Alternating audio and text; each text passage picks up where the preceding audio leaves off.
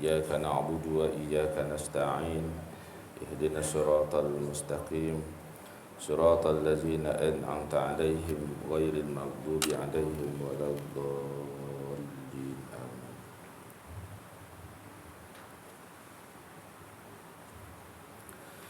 أعوذ بالله السميع العليم من الشيطان الرجيم. بسم الله الرحمن الرحيم. الحمد لله رب العالمين والعاقبة للمتقين ولا عدوان إلا على الظالمين. أمسينا على فطرة الإسلام وكلمة الإخلاص ودين نبينا محمد صلى الله عليه وسلم وملة أبينا إبراهيم حنيفا وما كان من المشركين. اللهم صل على سيدنا محمد الفاتح لما أغلق والخاتم لما سبق وناصر الحق بالحق والهادي إلى صراطك المستقيم وعلى آله وصحبه حق قدره ومقداره العظيم.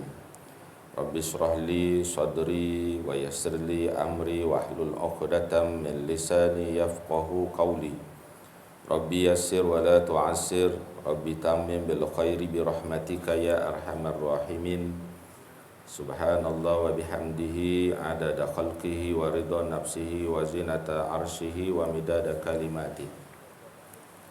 Yang dihormati lagi dikasihi Tuan Pengurusi Masjid, Tuan Imam, Bilal, semua ahli jawatan kuasa masjid, para asatizah, tuan-tuan guru, ustaz, ustazah, tuan-tuan haji, puan-puan hajah, hadirin muslimin, muslimat, serta ayahanda dan bonda yang dirahmati Allah sekalian.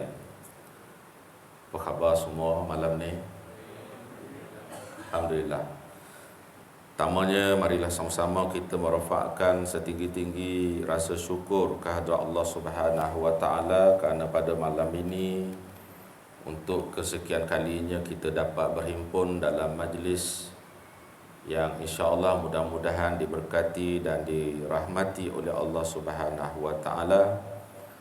Alhamdulillah kerana Allah Subhanahu wa Ta'ala memberi kekuatan kepada kita untuk menjadi tetamunya di dunia ini. Mudah-mudahan semua kita sangat-sangat berharap nanti apabila semua kita ni dibangkitkan, dihimpunkan di padang mahsyar, sudilah kiranya Allah Subhanahu wa Ta'ala menjadikan kita semua sebagai tetamunya yang istimewa dan seterusnya dapatlah kita masuk ke dalam surganya insya-Allah. Amin Allahumma amin.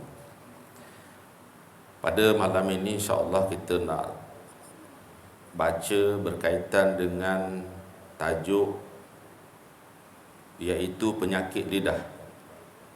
Sebagaimana yang kita sedia maklum bahawa lidah yang Allah kurniakan kepada kita ni merupakan nikmat yang besar.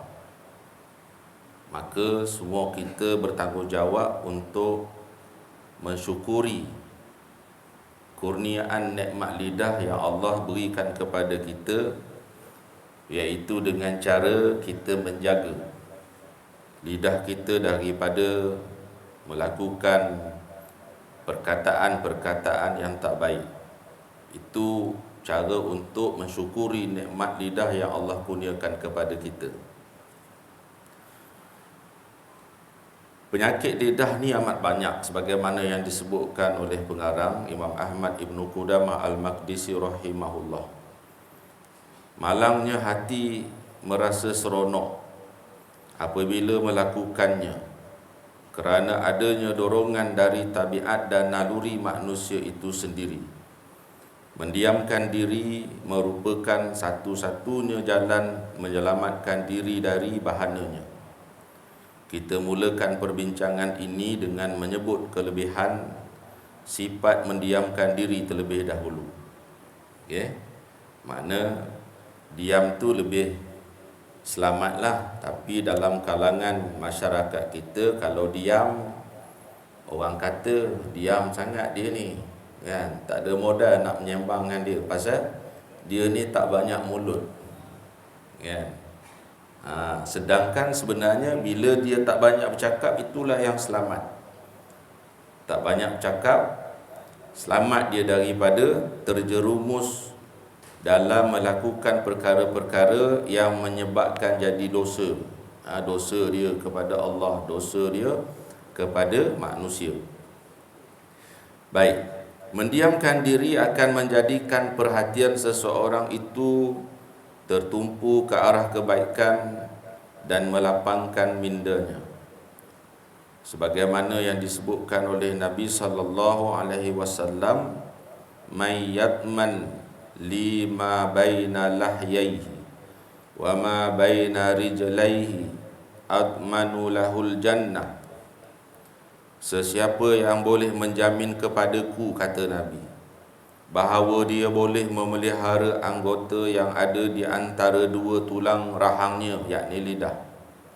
Siapa boleh jamin dia boleh memelihara lidah dan dua kakinya, yakni kemaluan, maka Nabi kata, aku akan menjaminnya untuk masuk syurga. Kalau kita boleh menjaga dua anggota yang disebutkan ini, tuan-tuan, Nabi janji nak jamin kita ni masuk syurga. Tapi benda ni sebagaimana kita sebutlah, payah kan. Payah. Jadi kita belajar ni ialah tujuan untuk kita mujahadah dalam kehidupan kita, supaya memanglah kalau ikut nak nyembang ni sedap, tuan-tuan. Sembang hal orang lagi sedap. Sembang ngutuk orang pun sedap, tuan-tuan. Tapi inilah yang menjadi ujian kepada kita semua untuk kita kontrol, untuk kita kawal. Kerana tuan-tuan, sebagaimana yang kita sebut, dalam setiap saat kehidupan kita, kita memang sentiasa bertarung, bertanding di antara iman dengan nafsu. Iman dengan nafsu ni sentiasa berlawan, tuan-tuan, setiap saat. Contoh sekarang ni, tuan-tuan, dalam pertandingan iman dengan nafsu kita tadi, iman kita dah menang. Iman kita menang tu yang kita boleh sampai sini, tuan-tuan. Kalau iman tak menang, nafsu menang, maka dia tak ada sini. Ni contoh.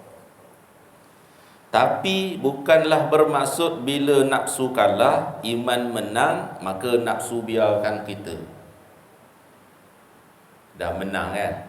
Tak apalah, tunggulah besok pula. Siap ustaz? Siap tuan-tuan? Tak, tuan-tuan. Kadang-kadang dalam masa kita menang itu, masa iman kita menang, nafsu ni dia masih lagi berusaha untuk mengalahkan iman kita. Bukan dia kata tunggu lepas ni lah dia nak lawan balik iman kita. Dalam masa kita duk buat ibadat ni pun dia berlawan, masih berlawan. Ya. Dan kadang-kadang dalam perlawanan itu iman menang, kadang-kadang nafsu menang. Dan selalu dalam pertandingan ini iman kalah, nafsu yang menang. Banyak-banyak pertandingan, tuan-tuan, nafsu menang, iman kalah. Ya? Maka sebab itulah kita kena sentiasa berdoa kepada Allah Subhanahu Wa Taala supaya melindungi kita daripada tipuan, godaan, hasutan daripada syaitan ini. Sebab syaitan ni dia tak pernah berhenti daripada kerja untuk menyesatkan manusia. Tak nak berhenti, tuan-tuan. 24 jam. Ya, 24 jam. Kita kalau kerja pejabat, Sabtu Ahad jangan panggil datang bertugas. Sebab Sabtu Ahad kan cuti. Cuti, tuan-tuan. Kalau MC lagilah kan. MC ni makna hari Isnin sampai hari Jumaat. Kalau tak sihat, pergi klinik, pergi hospital, doktor kata okeylah, hari ni saya bagi MC. Dah dapat MC kan, lagi tak buat apa, kira rehat lah. Rehat. Quran tak baca, zikir tidak, selawat tidak, pasal apa? MC. Kan? Bukan sini ya, ni cerita secara umum tuan-tuan. Tapi syaitan dia tak ada MC tuan-tuan. 24 jam. Kita ni alhamdulillah iman menang, bukanlah bermaksud syaitan tak buat kerja. Syaitan buat kerja. Ya. Cuma kadang-kadang ialah tuan-tuan, dia nak bagi kita ni seronok, ya. Sehingga akhirnya kita berasa kita ni alim, kita ni orang kuat dah buat ibadat. Bila ada rasa-rasa macam ni, maknanya syaitan telah berjaya menipu orang yang buat ibadat ni tadi. Tak apalah, Tuan Haji nak buat ibadat, Tuan Haji silakan buat. So nampak macam iman menang, nafsu kalah. Tapi dalam pada tu dia selitkan perasaan. Dia selitkan perasaan apa? Perasaan ujub, ya? Berasa bangga diri, berasa dialah yang paling baik sekali dalam bandar Port Dickson ni. Dialah orang yang paling soleh, dialah orang yang paling kuat ibadat. Dia ada rasa-rasa gitu. Ini orang yang telah ditipu oleh syaitan. Ya, mudah-mudahan kita tak termasuk dalam kalangan tu. Kita ni kena gini tuan-tuan. Termasuk pesan pada terutamanya saya yang cakap ni. Yang kita buat ni sebenarnya tak ada apa pun. Dah. Yang kita buat ni, kebaikan-kebaikan, ibadat-ibadat yang kita buat ni, takut-takutnya Allah tak pandang. Ya. Supaya apa? Bila kita ingat gini, supaya kita tak rasa riak, kita tak rasa ujub, kita tak rasa takbur. Kan? Kalau kita rasa kita yang terbaik, habis ya. Itulah mari jadi riak, mari ujub, pasal dia ada rasa dia yang terbaik. Bukankah apa yang berlaku kepada iblis dilaknat oleh Allah Subhanahu wa taala setelah dia merasakan dia lebih baik daripada Adam alaihissalam. Bila Allah memerintahkan untuk sujud kepada Nabi Adam, usjudu li Adam, semua sujud kepada Adam. Kan? Fasajadu illa iblis, semua sujud tapi iblis tak. Sebab apa iblis tak? Iblis tak taat pada perintah Allah. Ana khairum minhu. Dia kata dia lebih baik daripada Adam. Takkanlah dia yang kena memberi penghormatan kepada Nabi Adam alaihissalam. Dia dah rasa dia lebih, kan? Bila dia rasa dia lebih, dia lupa yang memerintahkan untuk dia memberi penghormatan sujud kepada Adam alaihissalam itu ialah Allah, perintah daripada Allah. Kan, bila perintah daripada Allah ni patut tak boleh query lah, tak boleh nak takwil. Tak boleh. Kalau dia takwil, dia ada risiko dia. Kan, kita dengan bos kat pejabat kalau macam saya ni kerja makan gaji, ada bos. Kan, kalau bos bagi arahan tugas, tiba-tiba kita jawab, boleh menyakit lah. Kan? Nyakit nombor 1, bos suruh isi borang untuk dipindahkan ke tempat lain, ataupun dia tak payah suruh isi borang pun, sila melapor diri tempat lain pula, kan. Yang kedua, penilaian hujung tahun tak bagus lah, kan. Penilaian hujung tahun tak bagus lah, tak tinggi lah markah dia. Tu kan. Yang ketiga, kan, dia ni tak boleh diharap. Pasal bila bagi kerja je, dia tanya, kenapa bagi saya? Akhirnya bos pun tak payahlah bagi kat dia. Kan? Sebab dia tak ada makna ada dekat pejabat pun. Ada macam tak ada. Kalau tak ada, lagi bagus kan? Lagi bagus kan? Itu sama-sama atas dunia dah macam tu dah kan. Pandangan kepada staf ni, kalau sekiranya dia bantah apa yang diperintahkan oleh bos dia, ini kan pula membantah perintah Allah Subhanahu Wa Taala. Kalau kita ni lah kan tuan-tuan, semua Allah siapkan untuk kita ni, nikmat mata, telinga, nikmat tangan, kaki. Bukan itu saja, nikmat udara, nikmat cahaya, nikmat makanan. Makanan macam-macam Allah buat dah siap-siap. Bukan kata bila kita nak makan nasi, kita kena buat dulu nasi. Dah. Nak makan kuih, kita kena buat dulu telur. Dah. Nak kena buat dulu gula, kena buat dulu tepung. Kita semua ambil bahan yang dah siap sedia dah. Tinggal nak campur-campur. Pandailah kita bila nak makan kan. Allah bagi akal, dia boleh fikir macam mana nak buat cokodok, dia tahu. Macam mana nak buat kuih karipak, dia tahu kan. Bab makan ni tak payah ajar tuan-tuan. Tambah-tambahlah pula, ada pula sekolah kulineri kan, yang mengajar khusus berkaitan dengan ilmu memasak ini. Lagilah pandai. Kalau tak belajar pun pandai. Semudah apa? Masak mi Maggi kan. Mi Maggi mana yang tak payah fikir pun kan. Senang je, lapar tahu je. Macam mana nak buat benda tu boleh makan.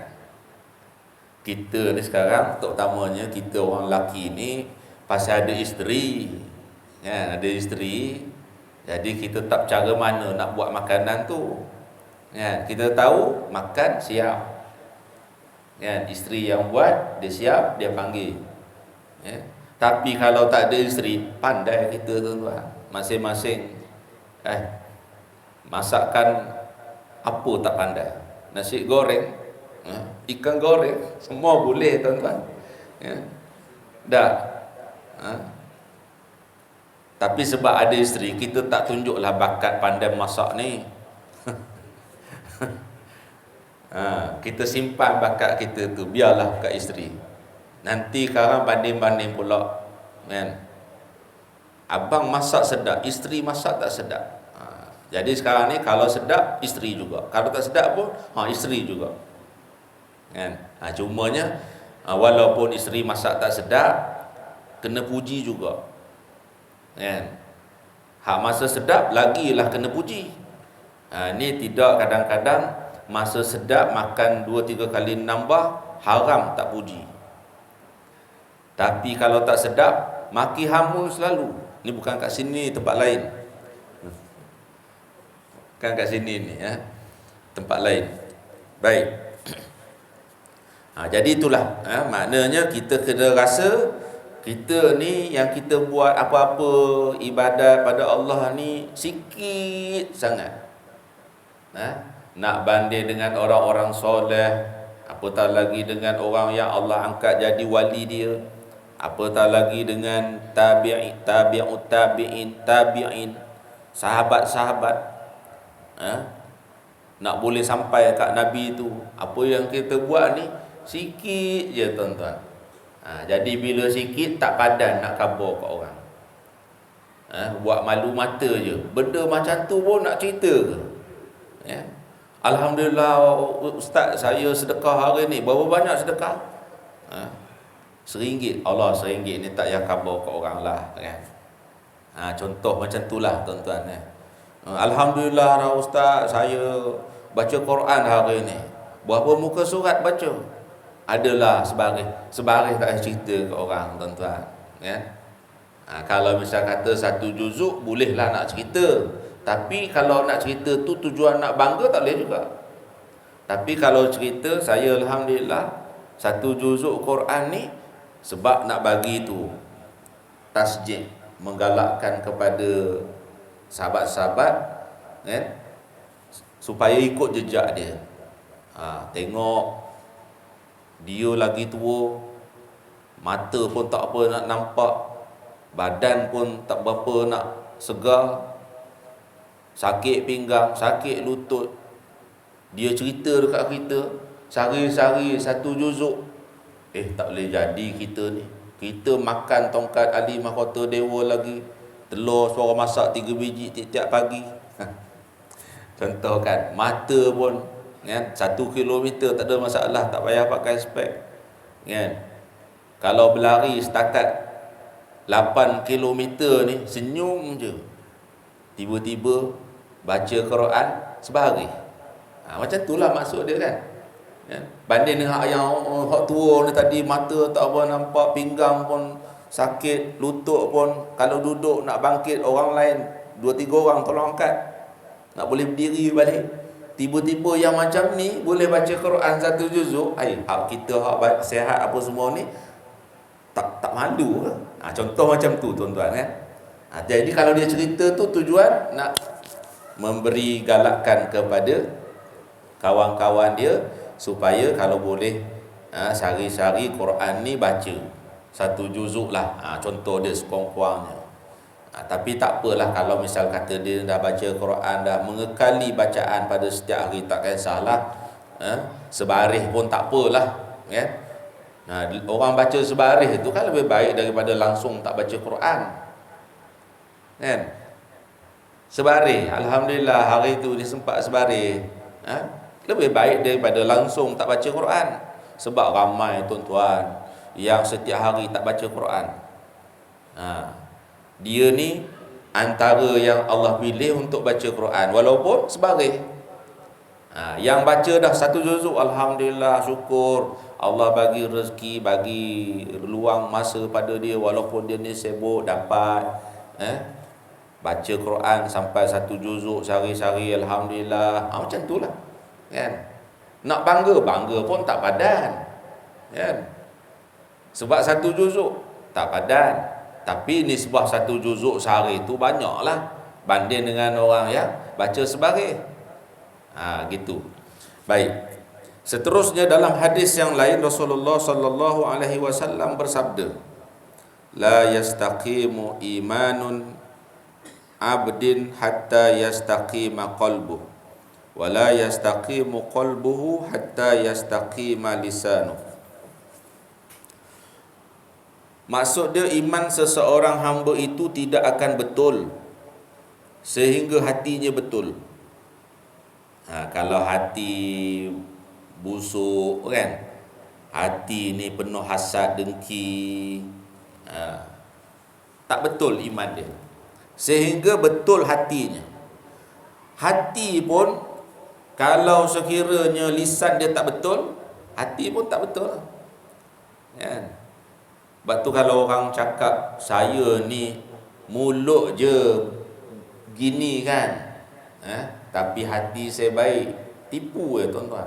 Sebab apa yang terbit daripada lisan, lidah dia tu ialah apa yang daripada hati dia ya. Apa yang ada daripada hati dia, macam mana hatinya itulah bentuk jelmaan dia ya. Kalau orang ni contoh tuan-tuan, hati dia baik, tak busuk hati dekat orang, dengar cara percakapan dia kan. Cara percakapan dia pun kita dengar pun sedap telinga kan. Tapi kalau sebaliknya, dengar percakapan dia asyik maki je ke orang, asyik mengumpat aja, dah hati dia dengki dekat orang. Tak cerita tak puas, cerita baru puas hati aku. Selama ni aku nak cerita, nak boleh ke cerita tu, duk fikir strategi macam mana ni nak cerita ni yang berasa tak puas hati ni dengan si fulan ni. Sehinggalah satu hari dia boleh cerita apa yang terbuku dalam hati dia, puas hati aku. Tu kemuncak lah tuan-tuan. Bila dia dah tak boleh nak kontrol marah dalam hati dia, akhirnya akan dijelmakan melalui percakapan dia. Tapi kalau dia boleh kontrol, sebab hati baik ni tadi, dia kontrol, maka tak adalah terkeluar perkataan-perkataan yang tak baik daripada mulut dia. Sebab tu Nabi sebut iman seseorang hamba itu tidak akan betul sehingga hatinya betul. Hatinya tidak akan betul sehingga lidahnya betul. Dalam hadis riwayat Muaz radhiyallahu anhu, Nabi sallallahu alaihi wasallam bersabda yang bermaksud, hendaklah kamu menahan ini, sambil Nabi tunjuk isyarat, tahan ini, tunjuk kepada lidah. Lalu aku berkata, yakni Muaz tadi, wahai Rasulullah, apakah kita akan dipersoal dengan apa yang kita tuturkan?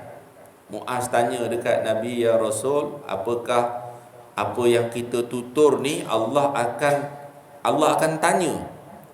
Nabi sallallahu alaihi wasallam menjawab, tidakkah manusia akan diheret di atas muka mereka masuk ke dalam api neraka pada hari kiamat dengan sebab dosa lidah-lidah mereka? Dalam riwayat yang lain dia sebut diheret di atas hidung-hidung mereka, disebabkan dosa-dosa lidah mereka. Dalam hadis yang lain Nabi SAW bersabda, man kaffa lisadahu satarallahu auratah. Siapa yang dapat menjaga lidahnya, Allah akan menutup keaibannya. Kita tak buka keaiban orang, Allah akan tutup keaiban kita. Kita ni, semua kita sedia maklum tuan-tuan, kita ni banyak keaiban. Allah tahu, tapi kita sama-sama kita tak tahu. Sama-sama kita tak tahu. Tuan-tuan tak tahu keaiban antara satu sama lain.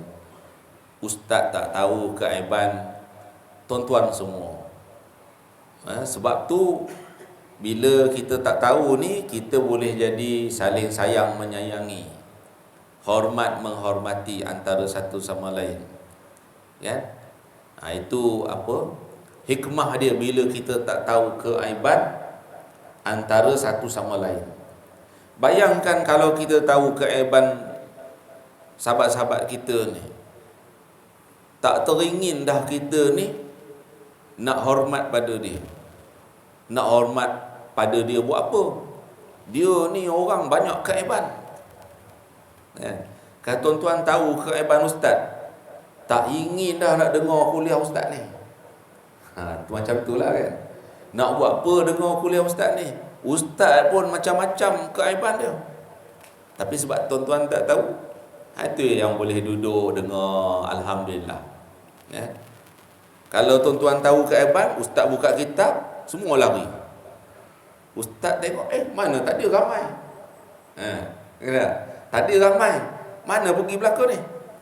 Dia kata nak dengar buat apa, ustaz pun macam-macam hal. Sebab kalau tahu kan, tapi tak tahu, okeylah, bolehlah duduk. Macam itulah. Kita tak tahu keaiban kawan-kawan kita, jumpa salam. Tapi kalau kita tahu, tak nak salam dengan dia. Pasal apa? Dia ni pendosa, kan? Bergantang-gantang dosa dia sehari-hari. Mana Tuan Haji tahu? Tu tengok tu tanda tu, kan?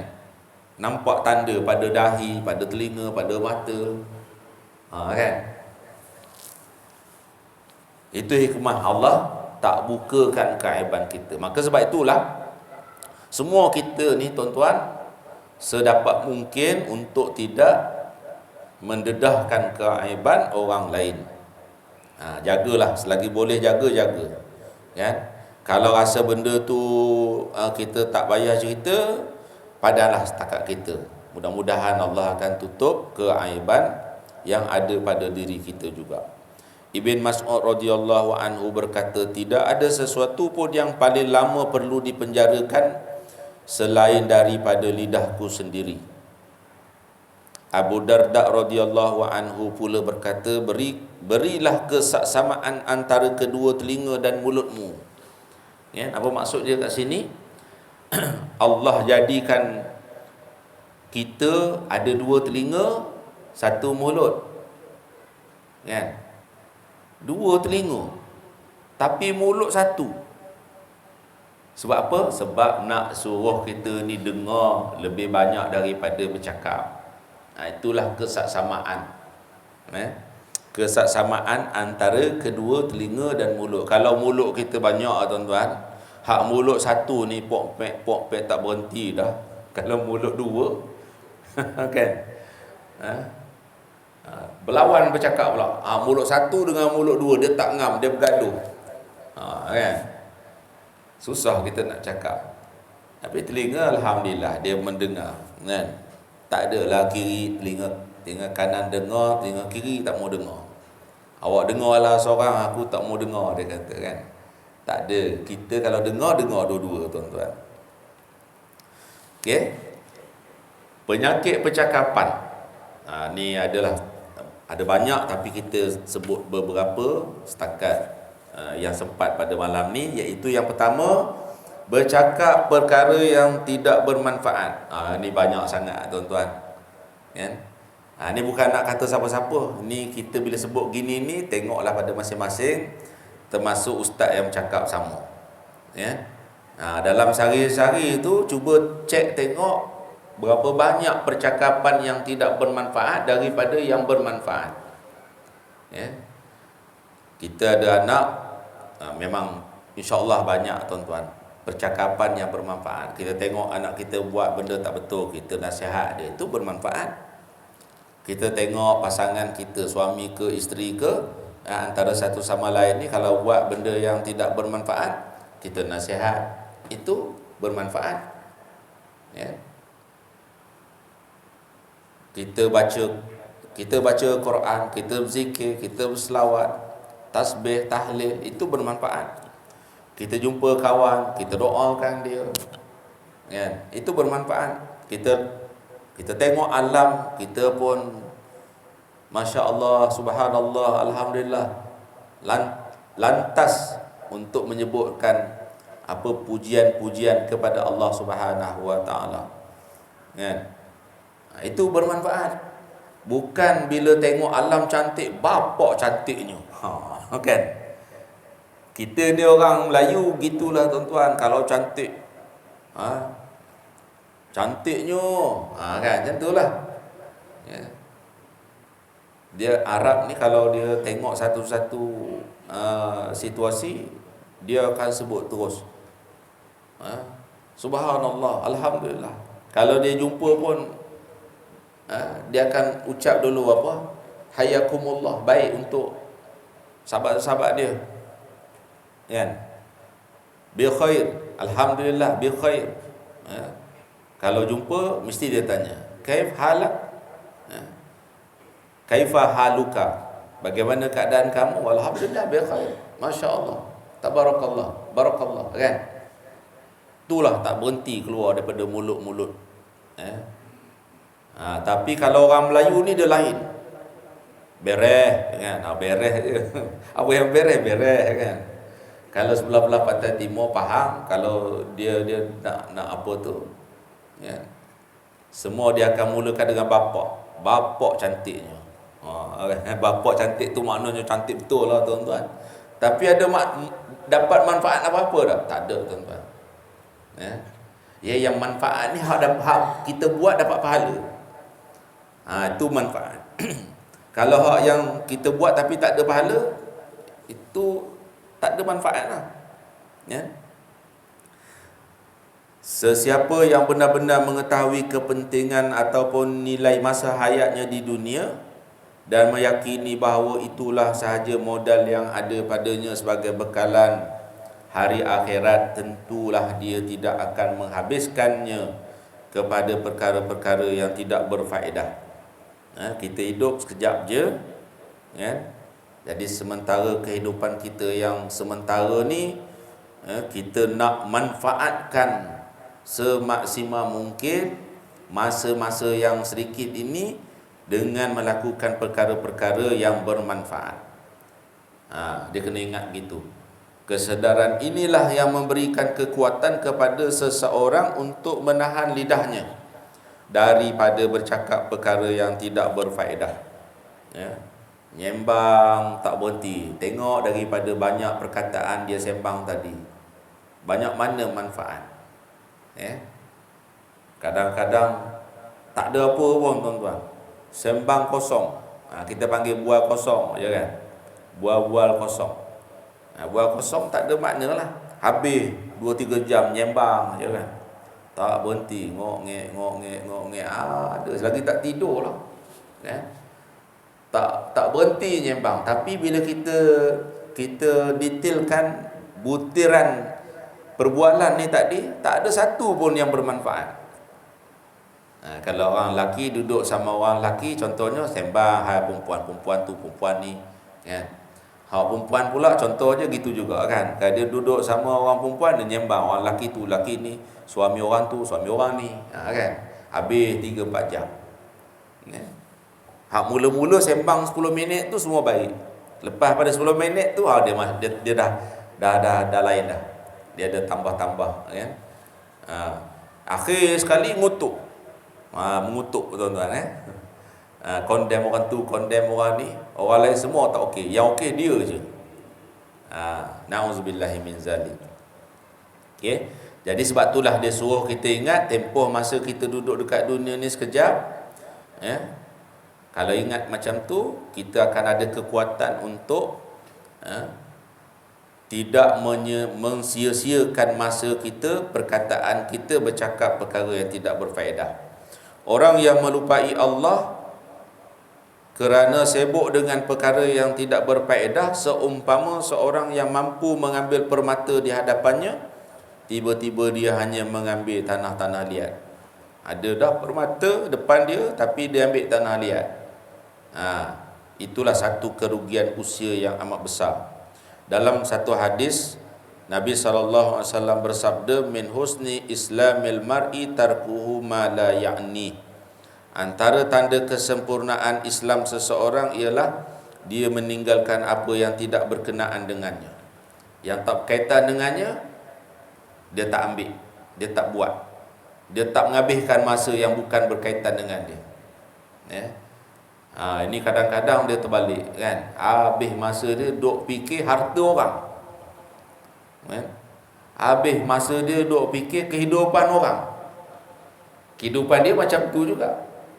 Dia ada sibuk kehidupan jiran dia macam ni, jiran sebelah kiri dia gini, orang kampung dia gitu, orang sini macam ni kan.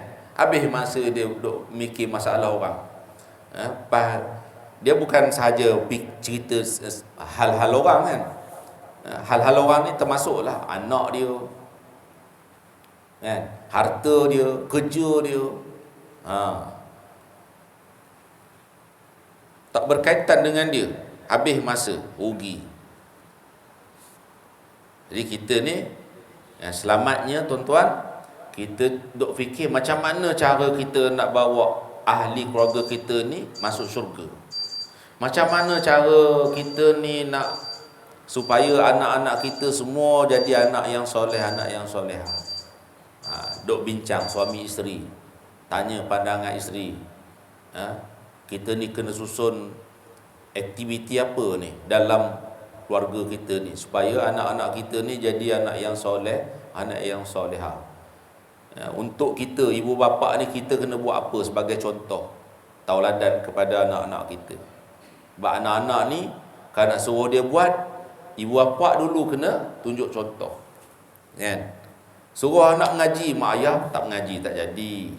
Dia mesti mak ayah dulu, mai kita mengaji, ngaji sama-sama.